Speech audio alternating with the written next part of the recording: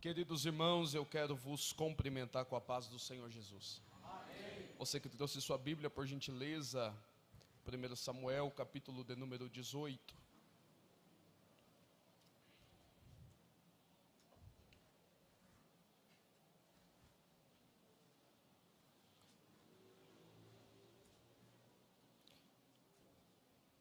Samuel, capítulo de número 18. Nós iremos ler o versículo de número 10 para esta noite, onde nós estamos reunidos para juntos louvarmos e bendizermos ao nome do Senhor. 1 Samuel, capítulo 18, versículo 10, os que acharam, diga amém. Amém. Aconteceu que no outro dia, o mau espírito da parte de Deus apoderou-se de Saul, e profetizava no meio da casa. Davi tangia a harpa com a sua mão, como de dia em dia.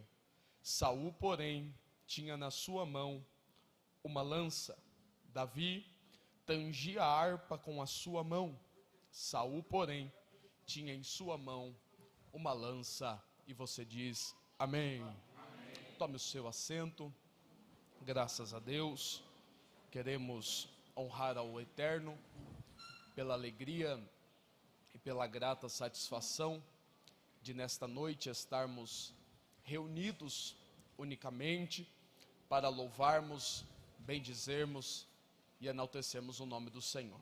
Externar a Deus e tecer a Deus a minha gratidão em retornar a esta casa, sobre a feita da liderança nessa feita, pastor Rogério, minha gratidão, pastor, ao Senhor. Transmito ao Senhor a paz do meu pai, pastor Marcos, a todos os obreiros. Eu gosto e sempre gostei muito do Senhor, mas a partir de agora eu gosto mais ainda, sabendo que o Senhor é um lindo maestro. Coisa boa ver o Senhor regendo esta orquestra. Deus abençoe Anderson, Deus abençoe a liderança, Deus abençoe a orquestra Shekinah e a todos aqui, em nome de Jesus. Quantos querem ouvir a voz do Senhor, diga amém. O capítulo de número 18 da tratativa de 1 Samuel é o momento onde Deus vai testar a Davi. O capítulo 18 é o capítulo da aliança de Davi com Jonatas, e é o início da perseguição aguda que Davi, um grande músico, um grande tangedor da sua harpa, sofreu pelas mãos do rei Saul. Tendo em vista que o capítulo 18 e o versículo 10, ele demonstra a tratativa apontando acerca de dois personagens. E os personagens principais para esta mensagem é acerca do que o verso 10 nos detalha. O verso 10 ele detalha dizendo que existe Saul, o rei, comandando aquela nação como a escolha do povo. E também existe Davi, o ungido, o sucessor, que iria herdar aquele trono pela vontade de Deus. Tendo em vista que quando nós paramos para analisar acerca da vida desses dois personagens, nós paramos para ver algumas coisas interessantes na história de ambos. Quando olhamos para a vida de Saul, nós vemos em Saul um grande potencial. Tendo em vista que Saul, ele tinha aparência, formosura, estatura, Saul tinha potencial agudo para ser um grande rei na história do povo de Deus. Saul é um homem que dá a divisão sobre a teocracia para o início da monarquia sobre a terra de Deus, os filhos de Deus. Tendo em vista que esse homem começa o seu reinado, a sua governância de uma forma muito boa, obedecendo os preceitos do Senhor. Mas quando chega a hora de Deus o testar, ele é reprovado no teste do Senhor. Quando Deus disse mata, ele poupou. Quando Deus falou obedece, ele desobedeceu. O profeta Samuel aparece a Saul dizendo: olha, era melhor você ter obedecido, porque obedecer a Deus é melhor do que sacrificar. O capítulo 16 já começa pontuando acerca de Davi. E o tão interessante é que o capítulo 16 começa e denota o seu versículo 1 dizendo: então Deus apareceu a Samuel e lhe fez uma pergunta dizendo: até quando terás dó de Saul, havendo eu, Deus, rejeitado. Deus aparece para Samuel lhe pontuando algo acerca do rei em questão. Ele diz: olha, até quando você vai ter dó de Saul, sendo que eu já rejeitei?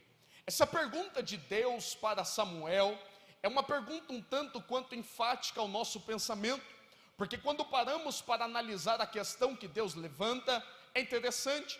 Deus está dizendo: até quando vai permanecer insistindo em questões que eu não quero mais? Um dos maiores problemas em que nós vivemos, e nós somos impedidos de viver bênçãos da parte de Deus, é porque nós estamos insistindo em questões que Deus já abriu mão. Nós estamos permanecendo em ciclos de amizade, em alianças que Deus já rompeu há tempo. Só que Deus é interessante, porque Deus, ele nunca é pego de surpresa. Ele aparece para Samuel findando o ciclo de Saul e dizendo: não tenha dó de Saul, eu já rejeitei, mas desce à casa de Jessé, porque entre os teus filhos eu tenho me provido de um rei. Porque o Deus a qual nós servimos é um Deus que todas as coisas ele tem novas, porque todos os fins de Saul é um novo começo para um Davi que há de se apresentar. Ele olhou e disse: desce, toma o seu vaso de azeite, vá à casa de Jessé. Essa história e esse momento, em rápidos minutos, da história de Samuel na casa de Jessé, me encanta, porque quando Samuel desce à casa de Jessé, Jessé, como um pai, ele começa a apresentar os filhos, tendo em vista que já tomou ciência que Samuel estava descendo para ungir um rei. Quando Samuel entra na casa de Jessé, Jessé começa a apresentar os seus filhos. Ele apresenta todos os seus filhos, do mais velho até o mais novo, exceto Davi. Apresenta Eliabe, apresenta Abinadab, apresenta Samá, apresenta todos os filhos. O que é interessante é que quando ele apresenta o seu primeiro filho, cuja Bíblia diz que era formoso, estatura, postura, Samuel bateu o olho nesse filho e disse: está perante o servo do Senhor, o ungido a qual Deus quer ungir a hoje.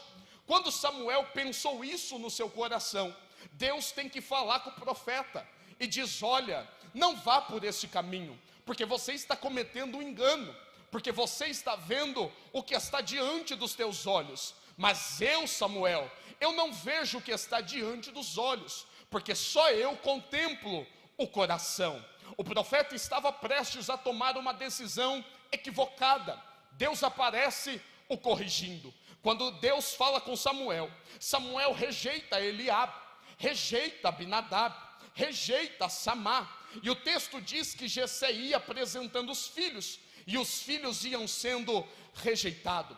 Ao chegar ao último filho que é apresentado, Samuel faz uma pergunta dentro da casa direcionada ao pai, e ele diz: acabaram-se os meninos? O pai olha para ele, e é tão interessante que na versão King James a fala do pai me encanta, porque o pai olha e diz: ainda resta o menino menor.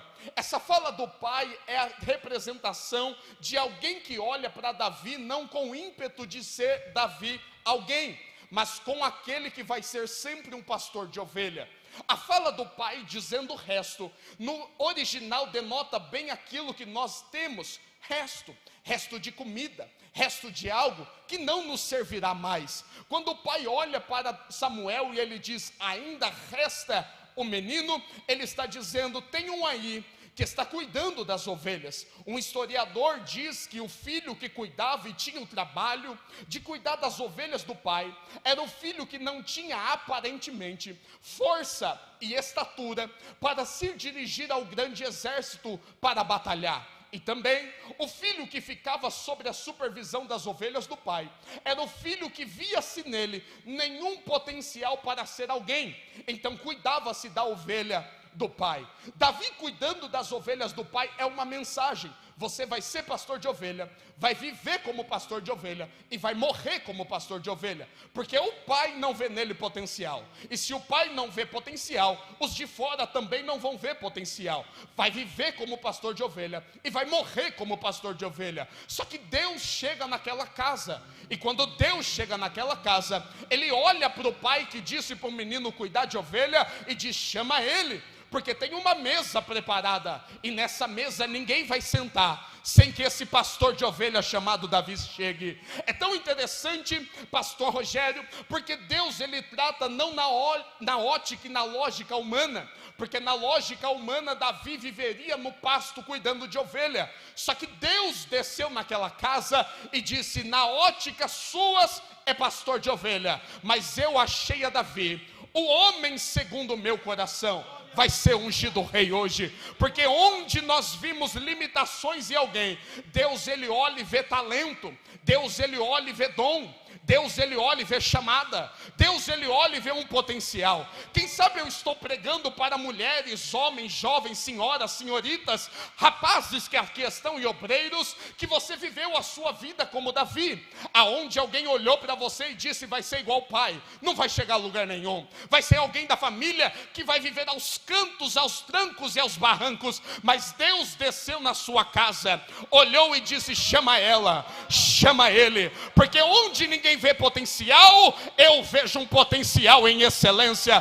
Deus nos chamou, Deus chama Davi, Samuel chega a Davi, unge a Davi como rei. O texto denota dizendo que ele é ungido na presença de todos os seus irmãos. Os irmãos viram Davi sendo ungido. Capítulo 17, e nós já vamos chegar no texto.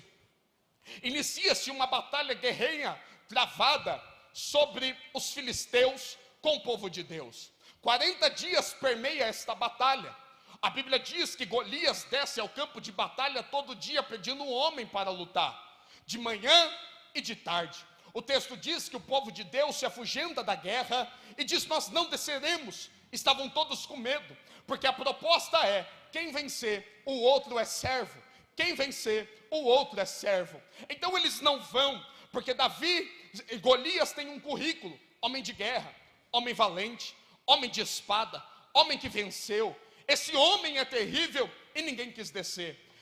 Jessé olha para Davi em casa e disse: meu filho, vá ao campo de batalha e veja como estão seus irmãos lá. Leve queijo, leve pão, leve essa marmita e entregue ao capitão e veja como estão seus irmãos e me traga notícia. Lá vai Davi com a marmita, chega o capitão, entrega, e quando ele chega lá, Golias desce e começa a dizer: mande um homem para lutar, mande um guerreiro para guerrear, mande um para pelejar comigo, mande um homem para que desça e lute aqui. Quando Davi ouviu isso, ele olhou e disse: quem é esse incircunciso filisteu?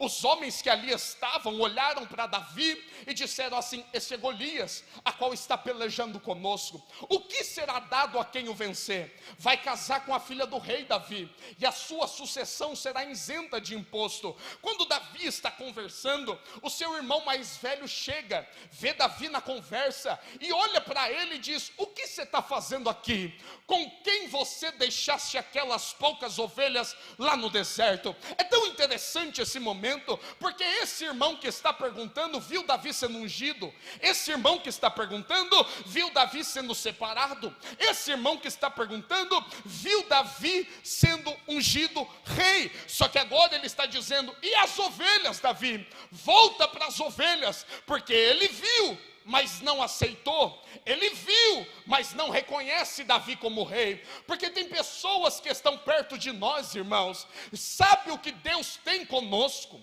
sabe o que Deus tem com a nossa casa, sabe o que Deus tem com a nossa vida, mas não reconhece e querem nos ver sempre como um pastor de ovelha. Só que o que é interessante é que nós temos que aprender com Davi. O texto diz que o seu irmão está dizendo: com quem está aquelas ovelhas? Volta para as ovelhas, vai cuidar das ovelhas ovelhas, o texto diz, e Davi virou-se dele e seguiu o seu caminho. Sabe o que Davi está nos ensinando? Não dá para ficar perto de quem não entende o plano de Deus na nossa vida. Não dá para caminhar junto quem não entende o projeto de Deus na nossa casa.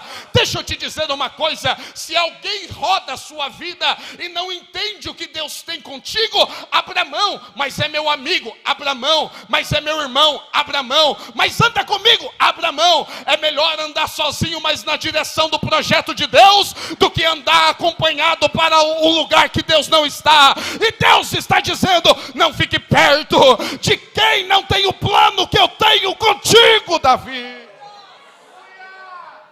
Abra mão. Davi se virou.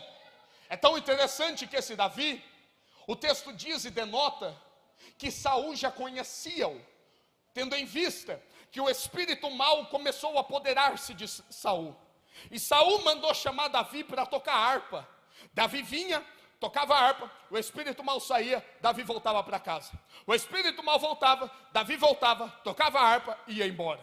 Davi tinha esse contato com Saul. Toca a harpa, o espírito mau vai embora, foi embora, eu vou para casa. Essa era a rotina de Davi, cuidar das ovelhas, tocar a harpa e ir para sua casa.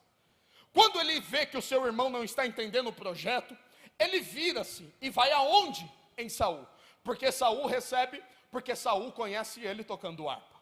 Quando Davi chega na presença de Saul, ele diz assim, rei, tudo bem, boa tarde, eu quero descer para a guerra. Davi, você não pode. Por que eu não posso? Porque ele é homem de guerra. Quem? Golias, valente, guerreiro, homem de manusear espada, feriu a muitos, homem com currículo muito bom na guerra. Você não pode não, Davi. Por que eu não posso? Porque, Davi, vamos ser sinceros, você é tocador de harpa. Você é músico, Davi. Você é tangedor, Davi. Você não dá para descer para a guerra, não. Guerra não é o seu lugar, não. Porque Saul olhava para Davi e via em Davi apenas um adorador. Via em Davi apenas aquilo que era posto diante dos olhos dele. Via Davi cantando. Via Davi tocando. Só que aí Davi vai falar o currículo que ele não sabe. O histórico que ele não sabe. E vai dizer, rei, um dia eu estava cuidando das ovelhas e veio um urso. Eu matei o urso. Um dia eu estava cuidando das ovelhas, veio um leão. Eu matei o leão. O Senhor conhece só o Davi tocador de harpa. Mas o Senhor não conhece o guerreiro nas escondidas que eu sou. Porque alguém chega dentro dessa igreja, vê você cantando, vê você tocando e diz lá, cantor, regente, músico, musicista. Vê você adorando e diz adorador. Porque tem alguém que tem a visão sobre a sua vida apenas do que vê nessas 2 horas de culto, mas mal sabe os leões que tu mata na escondida, mal sabe os gigantes que você devora por aí. E Deus está dizendo, eu tenho te dado vitória em batalhas nas escondidas, e tudo isso é um preparatório para uma porta grande e eficaz que Ele colocará diante de ti. Acalma teu coração, porque o que alguém vê não é o que eu estou vendo, o que alguém contempla não é o que eu estou contemplando. Alguém olha para você e diz, apenas canta, apenas rege, apenas toca, mas eu não. Eu vejo o guerreiro que existe nas caladas da madrugada aí dentro. Eu vejo o guerreiro que existe nas caladas onde ninguém vê, mas eu vi. O pastor não viu, eu vi. Teu amigo não viu, eu vi. Ninguém viu, eu vi. Eu estava lá quando tu matou este leão. Davi olha para ele e diz, olha, rei, eu sou mais do que o senhor pensa. Eu já venci muitos nas escondidas. Então olha, Davi, pega minha armadura, pega minha espada, pega minha couraça, pega o meu capacete, desça para a guerra. Olha para mim, o texto diz, e Davi colocou a armadura do rei, e disse, não posso ir assim, nunca lutei assim. É tão interessante porque Saul é estratégico. Saul é alguém muito esperto, pastor Rogério, porque Saul está colocando nele a armadura não de um soldado, a armadura do rei. A armadura do rei era única, porque ao longe, ao avistar o campo de batalha, sabia onde estava o rei. O rei era visto para ser protegido, para ser guardado, para olharem e avistar, ali está o rei. A armadura do rei era única, couraça do rei era única, capacete do rei era único. O rei tinha a sua armadura única. Ele sabe, o rei sabe, que se esse menino matou urso como matou leão como matou, e se ele toca a harpa e o espírito mau que está no rei vai embora, ele sabe que se ele descer no campo, ele vai vencer. Mas então vai descer com a minha armadura, porque quando pisar o pé no campo de batalha, não vão dizer que é Davi, vão dizer que é o rei. Não vão dizer que é Davi, vão dizer que é o rei. O rei é inteligente, sabe que vai vencer, mas quer a honra de quem luta sem lutar. O rei quer que Davi lute a luta dele e que a honra venha para ele, porque tem gente que não desce ao campo de batalha, mas quer honra de quem luta, quer honra de quem peleja, quer honra de quem batalha. Só que Deus está dizendo: tem gente querendo tomar a honra que eu tenho para te dar. Tem gente querendo roubar a honra que eu tenho para depositar na tua mão. Tem gente querendo tirar a honra que eu tenho para depositar sobre a tua cabeça. Mas Deus me trouxe com uma palavra profética para quem crê e para quem quer receber. A honra que Deus tem para depositar na sua vida será sobre você. Não vai cair em Saul, vai cair sobre Davi. A honra de Deus habitará sobre você. Davi disse: não posso. Desceu ao campo de batalha, ao ribeiro, 5 pedras, alforje, pegou a pedra, o gigante vem, ele lança sua pedra, derruba o Golias e ele cai. A partir desse momento, Davi começou a ser alguém respeitado. Não é apenas um músico, não é apenas um tocador, não é apenas um tangedor, não é apenas um pastor de ovelha. Agora é quem venceu Golias. Agora é quem derrotou Golias. Capítulo 18. Davi ia e voltava do palácio. Agora não, ele fica permanentemente habitando no palácio. Faz aliança com o filho do rei. O filho do rei ama Davi, a ponto de dar seu arco, sua lança, sua espada, seu escudo, sua couraça, seu cinto a ele. E faz uma aliança, Jonatas, com Davi. Davi é amado pelo rei. Davi é amado pela família do rei. Davi é amado pelo exército. Davi amado pelos guerreiros, Davi amado pela população. Davi é alguém agora, que se eles estão livres porque Davi venceu. Se eles podem adorar porque Davi venceu. Davi é alguém que mudou o cenário. Só que o texto diz que certo dia, desceu-se uma notícia, que as mulheres da terra estavam cantando um hino, e diziam: Davi matou 10 vezes mais do que Saul. Saul matou 1.000.000, Davi matou seus 10.000.000. Tudo que Saul fez, Davi fez 10 vezes mais. O texto diz que essa notícia chega em Saul. E agora eu entrei no texto, e quando chega em Saul, o texto diz que Saul tomou-se de uma amargura. Saul começou a mostrar a face oculta que ninguém conhecia. Saul começou a apresentar algo que ninguém sabia. Saul começou a denotar e apresentar quem Davi não conhecia. O texto diz que quando a notícia chega, a música cantada, que Saul fez 1.000 e Davi 10.000, a notícia chega, toca o coração de Saul. E quando toca o coração de Saul, Saul, a partir daquele dia, desejou matar Davi. Ele pegou a sua lança e começou a dizer: se Davi bobear, eu mato Davi. Onde Davi passar, manda ficar esperto, porque eu vou matar Davi. Davi, eu te mato na primeira oportunidade. O texto começa a mostrar que Saul começou a mostrar a face oculta. E eu quero te apresentar 2 verdades sobre a face oculta de Saul. A primeira é que antes de o nome de Davi sobressair ao nome de Saul, Saul está bem. Enquanto o nome de Davi não sobressai ao nome de Saul, Saul ama. Enquanto o nome de Davi não é mais aclamado do que o nome de Saul, Saul ama Davi. Mas a partir do momento que ele descobriu que existe alguém melhor do que ele, a partir do momento que ele descobriu que existe alguém que faz melhor do que ele tirou a sua lança e disse: eu mato, mas eu não tolero saber que existem pessoas melhores do que eu. Saul é o típico crente que canta, mas não aceita ninguém que canta melhor, que toca, mas não aceita ninguém que toca melhor, que rege, mas não aceita ninguém que rege melhor, que prega, mas não aceita ninguém que prega melhor, que lidera, mas não aceita ninguém que lidera melhor. E ele diz: eu puxo minha espada, mas melhor do que eu não existe.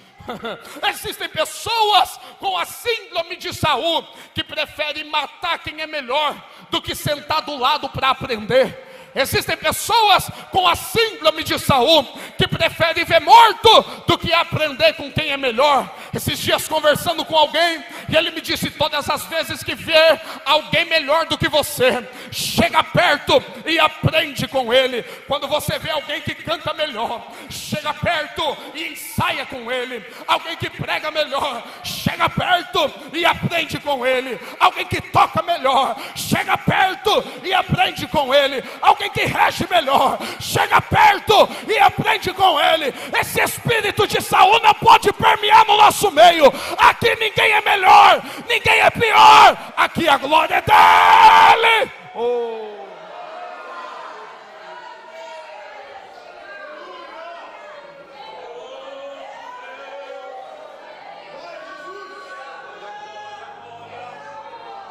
Esses dias, pastor Rogério, eu conheci o pior pregador do mundo.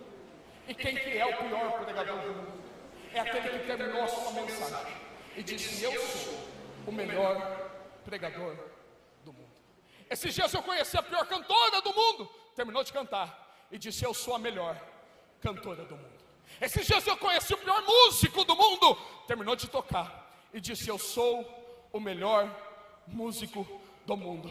Nós precisamos entender que em tudo quanto formos fazer, temos que dar o nosso melhor. For cantar, canta com o teu melhor. For pregar, prega com o teu melhor.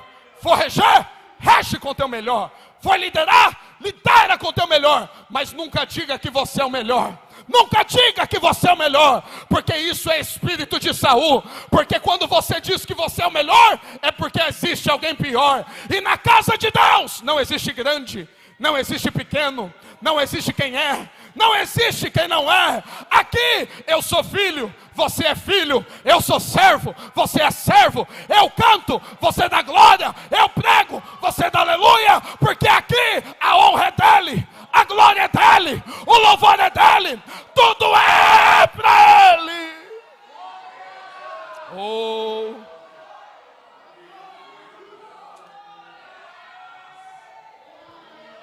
Tem gente com o espírito de Saul, pensando que é melhor, pensando que faz mais, pensando que pode mais. Só que Deus, Ele chega para dizer: na minha casa ninguém é nada, eu sou tudo, ninguém pode nada.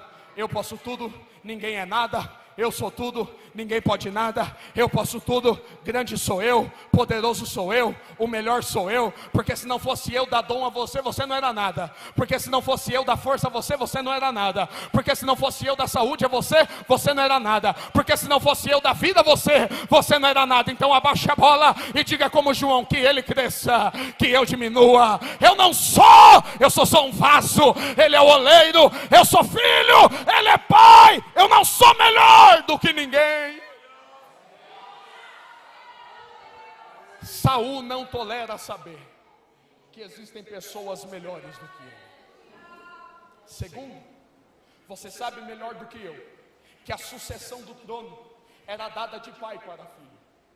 Aqui é tão interessante que todos os reinos, normalmente, o trono passa-se de pai para filho, familiar, herdeiro do trono. O herdeiro do trono de Saul, tendo em vista que isso nunca aconteceu, mas há de acontecer, é Jonatas. Jonatas é o sucessor natural do trono de Saul. Só que como isso nunca aconteceu antes de Saul, corre o risco de não acontecer pós Saul.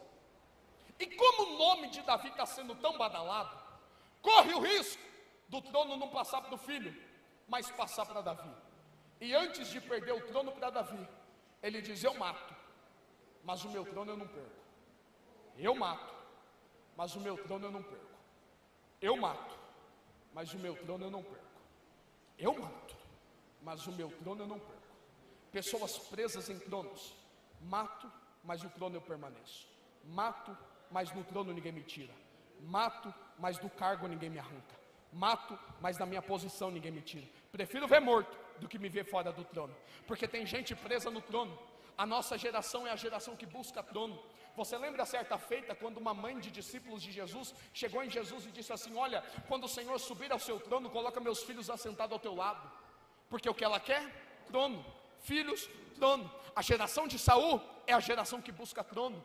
Mata pelo trono, rouba pelo trono, difama pelo trono, calunia pelo trono, levanta falso testemunho pelo trono, mata quem tiver que matar na frente para não sentar no seu trono. Porque a geração de Saul prioriza o trono, a geração de Davi não.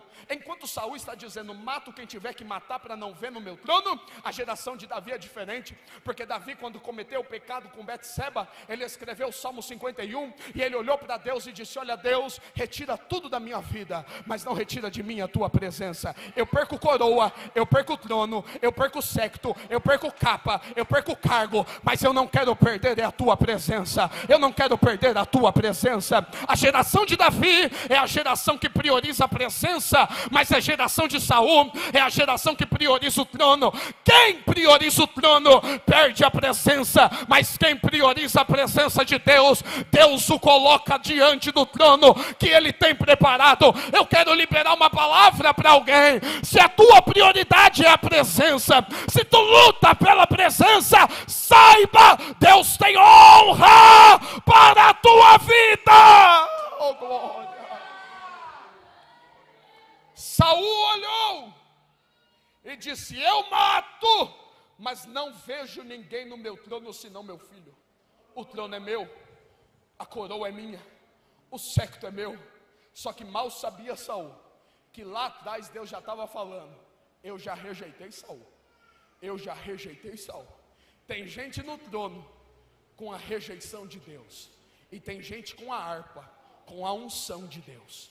Tem gente no trono com a rejeição de Deus, tem gente com a harpa, com a unção de Deus. É melhor ter a harpa e ter a unção do que ter o trono e ter a rejeição.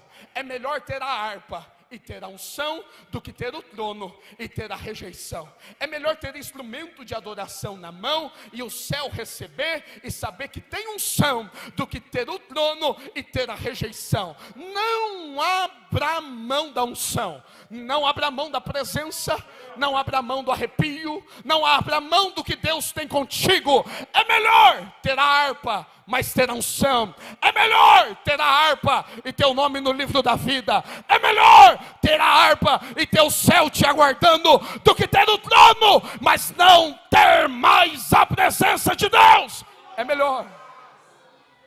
É tão interessante, e eu encerro, que Davi, o texto diz que este cenário que ele está vivendo, pense você comigo, e eu encerro agora. Davi, ele não está sobre qualquer ameaça. Davi está sobre a ameaça do rei mais poderoso. Davi não está diante de qualquer lança. Davi está diante da lança do rei. Davi não está diante de qualquer homem. Davi está diante do rei. O rei está com a lança apontada e dizendo: mato Davi. E Davi, Mailon, o texto diz, e tinha a sua harpa na sua mão. Enquanto a lança é instrumento para ferir e matar alguém, a harpa é instrumento de adoração a Deus. Enquanto a lança mata, a harpa cura. Enquanto a lança fere, a harpa cicatriz. Enquanto a lança perfura, a harpa eleva a adoração diante de Deus. Enquanto Saul está com a lança dizendo mato, Davi está com a harpa dedilhando e adorando a Deus.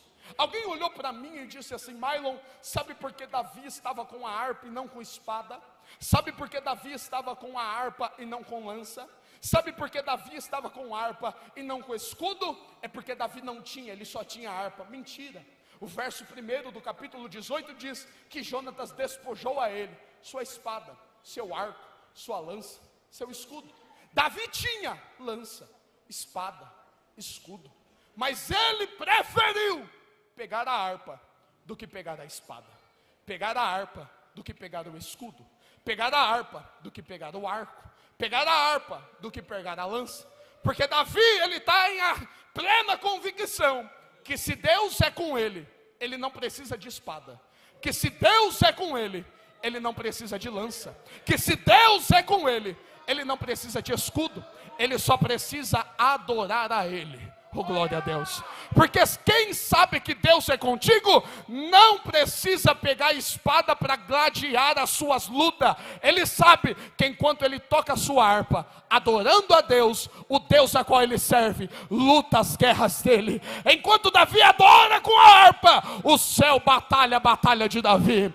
Enquanto Davi peleja tocando a harpa, o céu peleja a luta de Davi. É Deus dizendo para Davi: toca a tua harpa, que de Saul eu cuido. Toca a tua harpa, que de Saul eu cuido.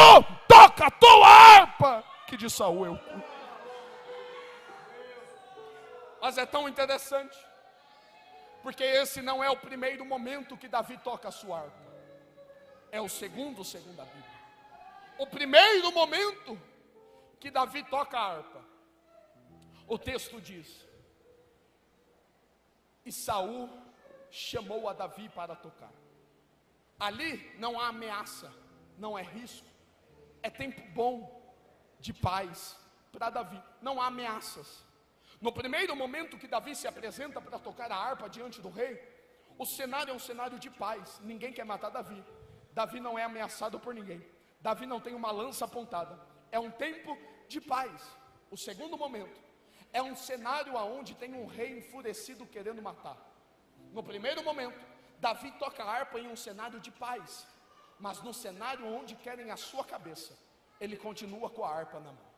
Porque adorador, que é adorador de verdade, ele não larga a sua adoração pelo momento que ele está atravessando. Se querem o matar, ele adora. Se querem paz com ele, ele adora. Se querem a cabeça dele, ele adora. Se querem matar ele, ele adora.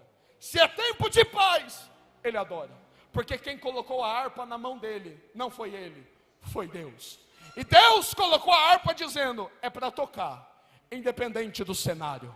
É para tocar, independente do cenário. É para tocar, independente do cenário. É para tocar, independente do cenário. Tem horas que nos deparamos com as lutas e fazemos igual o salmista, penduramos nossas harpas no salgueiro e dizemos: não toco, não adoro, não canto, não prego, não rejo, não faço, porque a luta está grande. Mas quem é adorador de verdade, a luta está grande, ele está tocando. A luta está grande, ele está adorando. A luta está grande, ele continua adorando, porque ele sabe que se ele parar de adorar, nada vai acontecer. Mas se ele adorar, o céu vai se mover. Se ele adorar, Deus vai agir. Se ele adorar, o céu vai bradar. Eu quero que tu levante a tua mão. Não te pedi nada até agora, mas levante o mais alto que tu pode. E se tu tem glória a Deus, libera. Porque se tu largar a tua harpa hoje, nada acontece. Mas se tu adorar a ele, ele lutará a tua luta e te dará vitória. Então Davi continuou tocando a sua harpa, e Deus o livrou da mão de Saul. Diga para alguém: não largue a sua harpa. Diga mais forte, diga: não largue a sua harpa. O livramento de Deus está na sua adoração. O livramento de Deus está na sua adoração. Pastor Rogério, eu sinto de Deus em bradar isso nesta casa. O livramento de Deus está na sua adoração. Está cansado? Adore. Ferido? Adore. Sofrendo? Adore. Porque o que vai acabar com essa luta não é você bater na porta do advogado, do psicólogo, do médico. Não! O que vai acabar com essa luta é pegar a tua harpa, afinar a tua harpa, limpar a tua harpa e começar a dedilhar a tua harpa e dizer: Deus, a luta está grande, mas eu te adoro. A luta está ferrenha, mas eu te adoro. A luta está eficaz, mas eu vim te adorar, Deus. Se coloque em pé nessa hora.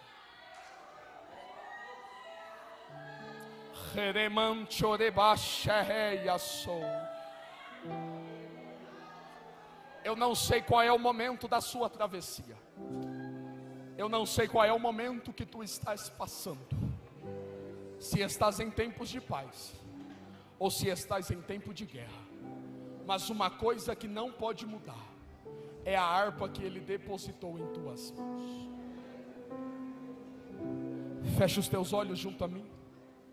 Senhor Deus e Pai, estamos diante da Tua casa, mediante a este altar, com a plena certeza, a rica convicção que o Senhor trabalha por aqueles que nele esperam.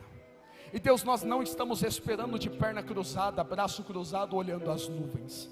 Nós estamos esperando com as nossas harpas nas mãos, adorando, dedilhando, tocando as notas, as melodias, e dizendo a Ti, Senhor, eu Te adoro, sabendo quem Tu és. Senhor, se o Senhor der um basta nessa luta, Te adoraremos. Se a luta permanecer, Te adoraremos, porque o Senhor é um Deus tão poderoso, que a nossa adoração não está pelos momentos, a nossa adoração está porque quem somos, somos adorador. Eu quero te pedir nesta hora sobre a vida desses irmãos, da minha irmã, do meu irmão, desses músicos, ó Pai, eu oro sobre a vida desses obreiros e dessa casa, pedindo a Ti, Senhor, sobre a vida de todos que adentraram a este santuário, cantaram, tocaram, regeram, e Deus nessa hora e ouviram a Tua palavra. Eu peço a Ti que o Senhor ministre uma bênção sobre esses corações, e que se os tempos de guerra, Pai, se o Senhor assim pode, derrame tempos de paz. Deus, não deixe o inimigo permear os nossos ouvidos, dizendo, vou matar-te neste período. Mas Pai, ouça a nossa adoração, receba o nosso culto, receba o nosso louvor. Dê um basta a esses gritos, dê um basta a essa dor, dê um basta a essa dificuldade. Que a nossa adoração chegue a Ti como uma fumaça e um cheiro suave às Tuas narinas. Mande resposta, Pai, mande interferência, Pai, mande socorro. O Senhor não se adianta, o Senhor não se atrasa. Já diz o salmista, é socorro bem presente.